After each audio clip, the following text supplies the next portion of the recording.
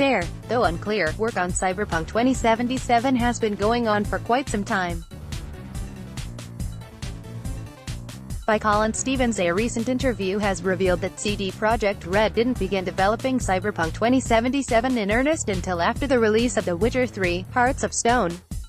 The interview, which was held between French outlet Jeuxactu and lead cinematic animator Maciej Pietras, went over the early development timeline of the game.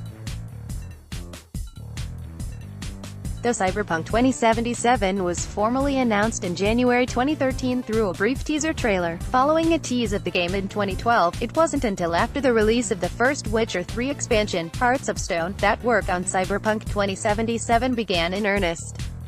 In fact, until The Witcher 3 was finished, it appears full production on Cyberpunk 2077 was pending to an extent. Pietras mentions that this was around 2014, though Hearts of Stone wasn't released until October 13, 2015. In fact, The Witcher 3 itself wasn't released until May 19, 2015, implying that either the year referenced in the interview wasn't correct, or proper work really did begin prior to the release of The Witcher 3. However, soon after in the interview, Pietras says the team was entirely dedicated to the game from 2014 onward, suggesting a sizable team was already in place while The Witcher 3 was finishing production.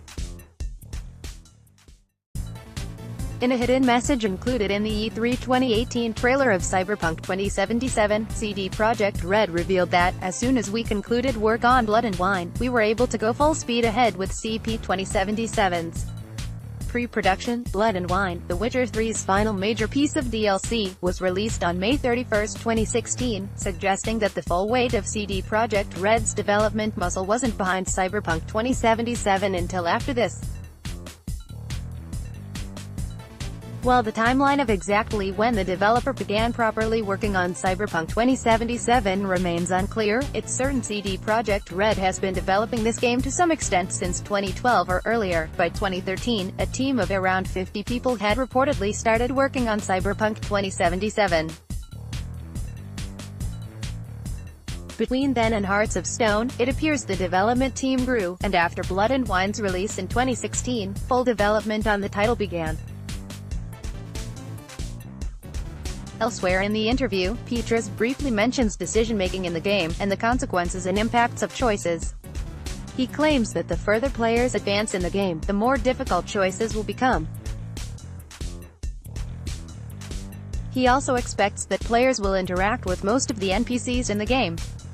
CD Projekt Red has previously stated it has been experimenting with fully destructible environments for Cyberpunk 2077, though implementation of this will ultimately be dictated by processing power.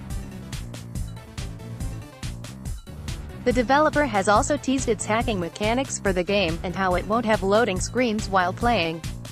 For a complete timeline of Cyberpunk's announcements and trailer releases, check out our comprehensive roundup on everything you need to know about Cyberpunk 2077.